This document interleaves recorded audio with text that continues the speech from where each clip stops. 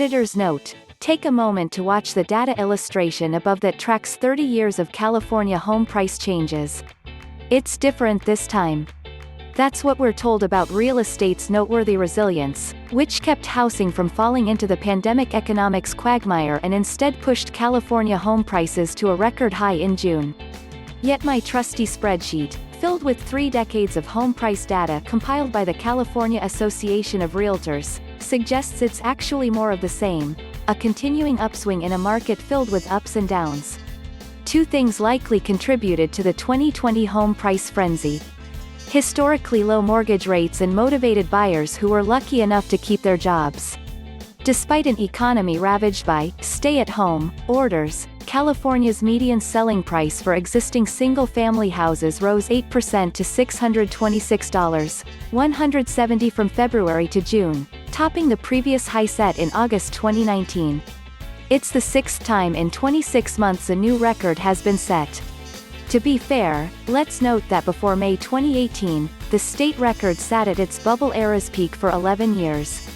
These stats also show 15 counties: Alameda, Butte, Contra-Costa, Fresno, Madera, Marin, Orange, Riverside, Sacramento, San Diego, San Francisco, Solano, Sutter, Tulare and Yuba, also are touching new highs in 2020's first 6 months. Now, let me say that record high prices don't necessarily mean an imminent collapse. However, 3 decades of price history reminds us of California's housing market's boom or bust trends. These cycles usually parallel job market gyrations with the ever-present backdrop of falling mortgage rates. Let's start with 1990 to 1996, a lengthy period of economic malaise and real estate indifference. Everything from the collapse of the housing-friendly lenders from the savings and loan industry to a mild national recession to the cratering of the state's aerospace industry made for an extended economic morass in California. There was no dramatic plunge for housing. Rather, it was a slow and long decline that added up to a 10% drop in the statewide median over 7 years. That depreciation averaged 1.5% annually in an era where 30-year fixed mortgage rates dropped sharply to 7.6% from 9.8%.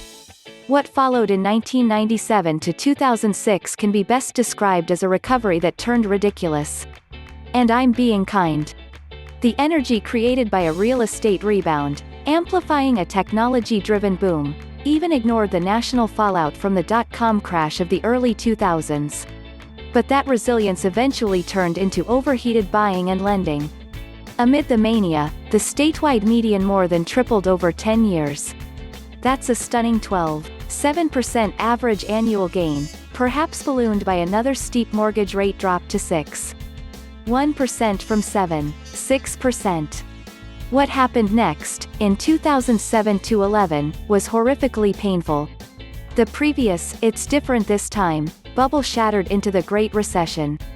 An over-enthusiastic industry had made home buying and borrowing too easy.